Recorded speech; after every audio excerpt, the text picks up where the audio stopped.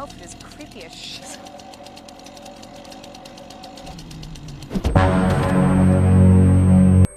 Tes, tes.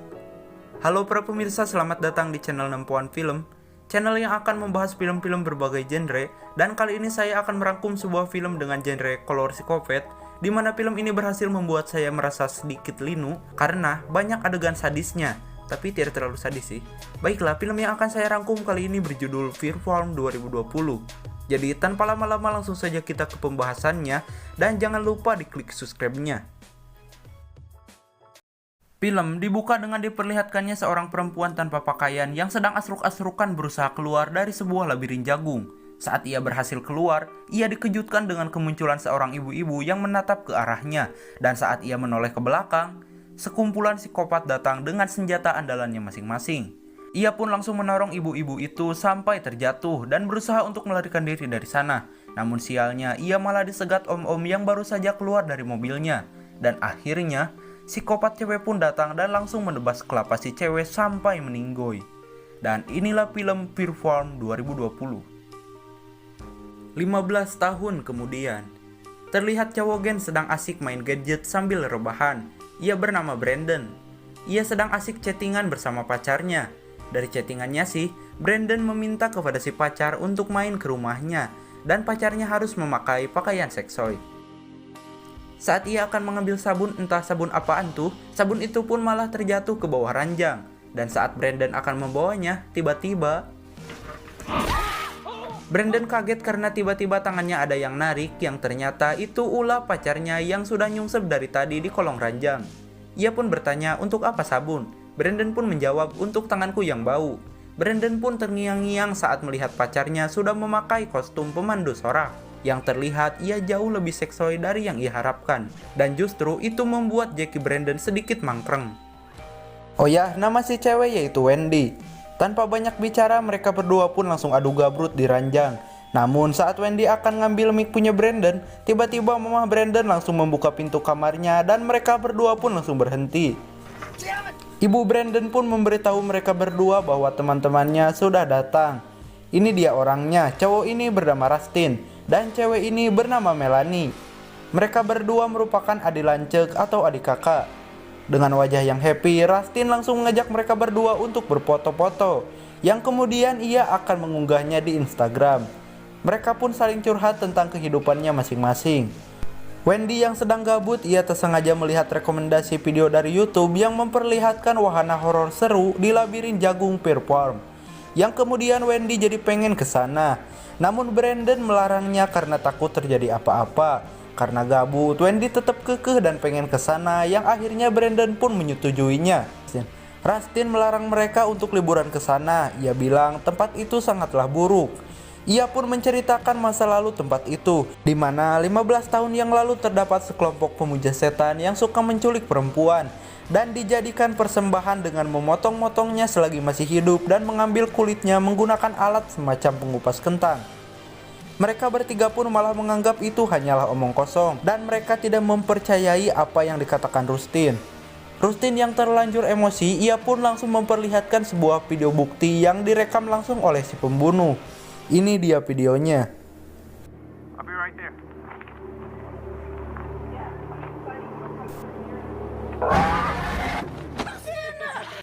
Ternyata itu hanyalah jump scare. Melanie pun langsung menyuruh mereka untuk segera bersiap-siap. Singkat cerita, mereka pun akan berangkat ke Fear Farm. Namun Brandon tidak meminta izin dulu ke mamahnya. Mereka pun langsung masuk ke dalam mobil dan OTW. Lalu scene beralih dengan diperlihatkannya labirin jagung yang begitu luas dan mereka akan OTW ke sana. Terlihat seorang om-om yang di awal scene tadi yang ternyata ia adalah bapaknya para psikopat dan yang pasti ia juga merupakan seorang psikopat. Ia sedang diskusi dengan anak-anaknya seputar bisnis yang harus ditingkatkan supaya tidak bangkrut, dan ia membagikan tugas kepada anak-anaknya. Mereka pun langsung berkumpul dan mendoakan almarhumah istrinya yang sudah meninggal, yang ternyata ibu-ibu yang di awal scene tadi merupakan istri dari si om dan ibu para psikopat. Dan sekarang ia sudah meninggoy. Setelah selesai berdoa, mereka pun melanjutkan kembali pekerjaannya masing-masing. Di sisi lain, Brandon dan kawan-kawan sudah sampai dan terlihat Rustin begitu bersemangat. Ia terus bacocok sepanjang perjalanan hingga ia pun langsung terdiam karena kaget. Mereka pun lanjut berjalan. Brandon yang kebelet pipis meminta kepada Rustin untuk mengantarnya. Mereka pun berpisah. Terlihat si badut kopet sedang bosongot melihat Wendy dan Melanie yang sedang berjalan untuk daftar masuk labirin. Wendy juga melihat bebegik yang kemudian langsung menghilang, beralih kepada Brandon yang sedang ngompol. Saat ia sedang enak-enaknya, tiba-tiba ia pun diusir oleh badut penunggu toilet. Katanya kanjutmu licin. Mendengar itu, Rustin langsung tertawa. Singkat waktu, mereka pun akan masuk ke dalam labirin. Demi keamanan, si penjaga pun meminta mereka semua untuk menyerahkan ponselnya. Mereka pun menyerahkannya. Tangan mereka pun langsung dicap satu persatu untuk masuk ke dalam labirin. Namun, ada yang aneh dengan Melanie. Beralih kepada Omon. Ia sedang di DM oleh anak buahnya dan langsung capcus. Melanie menanyakan kepada penjaga labirin apa artinya cap ini. Si penjaga pun memberitahu Melanie bahwa itu simbol yang bagus. Selamat dan kau bisa mengunjungi labirin VIP, ujarnya. Tak lama kemudian Omon pun datang dan bilang selamat kepada Melanie. Mereka pun berkenalan dan untuk nama si Om yaitu Herschel. Tapi karena terlalu sulit untuk menyebutnya jadi saya sebut Omon aja.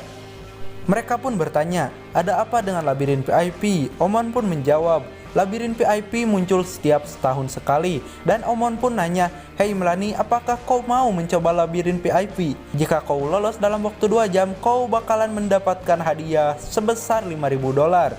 Mendengar duit, Melanie langsung semangat dan gak mungkin menolaknya. Dan Omon pun bilang, jika kau lolos dalam waktu 1 jam, maka hadiah akan menjadi $10.000. Wah, mendengar itu, Rustin langsung olohok. Mereka semua pun menyetujuinya untuk ke sana. Mereka pun langsung naik mobil Omon. Sepanjang perjalanan, mereka dibuat bahagia oleh Omon dengan edannya membawa mobil. Terutama Rustin yang sangat bersemangat karena hadiah labirin jauh lebih besar dari gaji bintang iklannya. Mungkin. Namun tanpa mereka sadari, Omon merupakan seorang psikopat yang pasti doyan membunuh. Sesampainya di garis start, Rustin bertanya, jika kami tidak lolos dalam waktu 2 jam, apakah dapat dolarnya? Omon pun menjawab, ya enggak dapet lah. Rustin juga bertanya, apakah sebelumnya ada yang tersesat di labirin ini? Omon pun menjawab, ya pasti ada lah.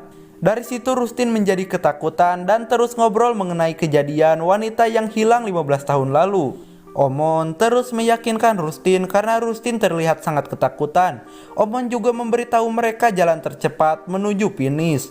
Dan tentu saja Rustin akan mengambil jalur tersebut. Mereka berempat pun langsung berpencar dan mengambil jalur masing-masing. Omon kembali ke mobilnya dan memberitahu anak-anak psikopatnya untuk bersiap-siap. Brandon terus berjalan dengan santuy. Rustin terlihat sedikit buru-buru. Sedangkan Wendy, ia berjalan sambil jujur realitan. Dan Melanie terlihat sangat buru-buru karena pengen yang pertama. Di saat yang bersamaan, Wendy dikejutkan dengan seekor badut hingga membuatnya jantungan. Namun untungnya badut itu hanyalah badut biasa. Wendy pun terus berjalan. Tak lama setelah itu, Wendy pun dikagetkan 2 badut lagi. Namun masih beruntung itu hanyalah badut biasa. Rustin yang kebelet ngompol langsung mencer sembarangan. Ia pun melanjutkan perjalanan.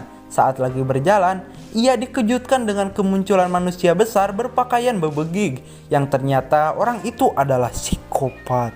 Namun Rustin tidak menyadarinya.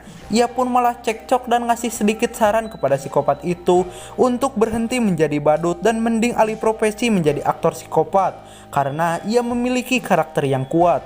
Tanpa ia ketahui bahwa manusia itu merupakan real psikopat. Rustin pun pamitan dan bilang pucek. Tak terasa suasana pun menjadi poek. Melanie dengan cepat berhasil duluan mencapai garis finish. Namun Omon gak ada di sana. Karena khawatir, ia pun berteriak kepada teman-temannya. Namun gak ada yang jawab sama sekali. Tak terasa malam pun tiba. Saat berjalan, Brandon tiba-tiba dicegat cewek psikopat sambil membawa golok. Namun Brandon tidak menyadarinya kalau cewek itu merupakan psikopat. Karena ia mengira itu hanyalah lelucon. Brandon bertanya kemana arah menuju garis finish. Bondon menjawab, "Lah, aing ge teu nyaho." Psikopat pun memuji ketampanan Brandon dan menggoda Brandon untuk bermantap-mantap di kebun jagung. Namun Brandon jelas menolaknya karena ia sudah memiliki pasangan. Cewek itu terus menggoda Brandon hingga cewek kopet itu dengan gila langsung menebas kaki Brandon dengan bedognya. Brandon pun berusaha melarikan diri dari cewek sialan itu. Di sisi lain, Melanie akan pergi untuk mencari teman-temannya. Di perjalanan, ia dihadang cowok berbadan tinggi memakai topeng sambil membawa senso atau gergaji mesin. Wah, ini mah seperti Leatherface. Namun Melanie menganggap itu hanyalah orang biasa. Ia pun menghampirinya dan menyentuh topengnya. Lalu ia pun dibuat pingsan oleh psikopat itu. Saat psikopat itu akan memotongnya, beruntung Melanie memakai skill Joseph yang membuatnya menjadi lincah. Ia pun berusaha santai dan langsung mengeluarkan pisau yang ia bawa. Melanie pun berhasil membuatnya terjatuh dan ia pun langsung mangpret dan bersembunyi. Psikopat Senso pun mencarinya namun tidak berhasil menemukannya. Beralih kepada Brandon, ia terus dikejar-kejar si cewek nakal itu hingga si cewek itu pun mengambil suntikan dan menyuntiknya hingga pingsan. Si cewek pun langsung memarahi si Senso karena ia tak berhasil menangkap Melanie. Ia bilang cewek itu sangat lincah seperti ninja. Setelah selesai memarahi si Senso, si cewek pun meminta maaf kepadanya. Lalu kemudian ia pun menyuruhnya untuk membawa Brandon ke sebuah laboratorium. Rustin yang sedang berjalan dikagetkan dengan kemunculan manusia berpakaian horor, namun itu bukan psikopat. Rustin pun berusaha menghibur badut itu dengan candaan yang cukup menjagongkan. Rustin pun melanjutkan perjalanan. Di tengah perjalanan, ia pun melihat bebegik yang kemudian ia pun melemparnya menggunakan jeruk. Namun lemparannya itu malah meleset. Ia pun lanjut berjalan. Saat sedang berjalan, ia melihat bebegik lagi. Dan itu membuat Rustin merasa kesal. Saat ia akan melemparnya, tiba-tiba bebegik kopet itu langsung menebas tangan kanan Rustin sampai copot. Tak lama kemudian, Melanie datang dan menghampiri Rustin. Melanie pun menangis saat melihat tangan kakaknya sudah buntung. Sebelum meninggoy, ia pun meminta maaf kepada Melanie kalau ada kesalahan. Di saat yang bersamaan, psikopat datang dan langsung mencekik Melanie. Sedangkan Rustin, ia berusaha untuk melawan, namun psikopat gendut datang membawa mobil ayahnya dan langsung menabrak Rustin.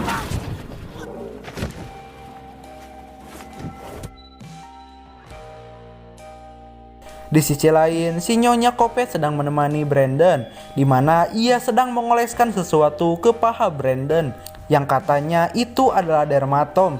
Dan setelah saya searching di Google, dermatom merupakan area kulit yang diinervasi, terutama dari serat akar dorsal tulang belakang tertentu, yang inti nama kulit si Brandon akan dicabut.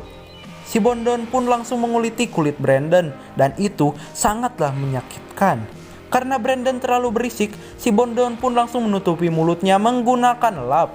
Di saat yang bersamaan, datanglah para kopet membawa si kopet babagig yang sudah tertusuk pisau di kepalanya. Dan mereka meminta kepada dokter kopet untuk menyembuhkannya. Si dokter Bondon pun langsung amuk-amukan dan menanyakan di mana yang lainnya. Beralih kepada Wendy. Ia disegat badut si kopet dan digoda untuk membeli es krim. Namun Wendy menolaknya dan ingin lanjut berjalan. Saat Wendy menoleh ke belakang, badut itu langsung mencekik Wendy menggunakan tongkat yang dipasang tali. Wendy berusaha melawannya dan untungnya ia terlepas. Dan ia pun langsung membanting badut itu menggunakan tongkatnya, yang kemudian ia langsung melarikan diri. Terlihat Melanie sedang asruk-asrukan untuk mencari Wendy dan Brandon. Wendy terus dikejar badut itu menggunakan mobilnya. Saat Melanie sudah menemukan Wendy, Wendy langsung ditembak dan akhirnya ia tertangkap. Melihat itu, Melanie pun langsung melarikan diri untuk mencari Brandon. Singkat cerita, Melanie pun masuk ke dalam lab psikopat untuk mencari teman-temannya. Di dalamnya terdapat banyak sekali barang-barang jagal khas psikopat yang membuat Melanie ketakutan. Lalu, psikopat Senso pun berhasil menangkap Melanie dan ia pun mencekiknya sampai leles dan pingsan. Wendy terus memanggil namanya sampai Melanie terbangun dan Melanie pun kembali sadar. Melanie shock saat melihat tubuh Wendy sudah dioperasi para kopet itu. Tak lama kemudian, Omon dan anak-anaknya pun datang dan Omon pun bicara kepada Melanie. Melanie pun bertanya balik apa yang kalian inginkan. Omon pun menjawab dan memberitahu Melanie bahwa cap yang di tangannya tadi itu menunjukkan bahwa kulit Melanie dan teman-temannya sangat bagus untuk dijadikan krim pemutih wajah. Dan itu harganya sangatlah mahal. Dan yang membuat Melanie ketakutan yaitu mereka akan mengupas seluruh kulit Melanie dan membiarkan Melanie hidup sampai kulitnya jadi. Wah, gila kan? Saat terlepas, Melanie pun langsung menodong pisau ke arah mereka. Namun mereka malah tertawa karena mustahil Melanie bisa kabur dari mereka. Merasa gak ada jalan lain, Melanie pun memutuskan untuk bundir dengan menggarok behengnya menggunakan pisau. Melanie pun langsung bundir dan ia pun meninggoy. Scene beralih kepada ibunya Brandon yang sedang menempelkan poster anak hilang di pohon. Ia terus mengelilingi pasar untuk mencari anaknya yang hilang 1 bulan lalu. Ia pun menanyakannya kepada penjual krim wajah, namun si penjual bilang ia tidak melihatnya. Dan ayo tebak siapa penjual itu. Dan inilah penjualnya. Omon pun bertanya. Ibu Brandon pun menjawab. Ibu Brandon pun pamitan untuk mencari anaknya. Namun si Bondon malah merayu dan menawarkan krim wajah kepada Ibu Brandon untuk mencobanya. Dan itu free. Ibu Biken pun langsung mencobanya dan responnya pun positif. Si ibu langsung mengatakan bahwa krimnya bagus, harum, bikin putih, gratis lagi. Tanpa ia sadari, krim itu terbuat dari kulit manusia. Si ibu pun bilang. Dan film pun berakhir dengan diperlihatkannya Melanie yang masih hidup dan dirawat psikopat Bondon. Pesan yang bisa kita ambil dari film ini adalah sebelum pergi kemanapun kita harus minta izin dulu kepada orang tua kita. Oke, jadi segitu saja untuk pembahasan kali ini. Mohon maaf apabila ada kesalahan kata dan jangan lupa di subscribe channel ini ya. Bye bye.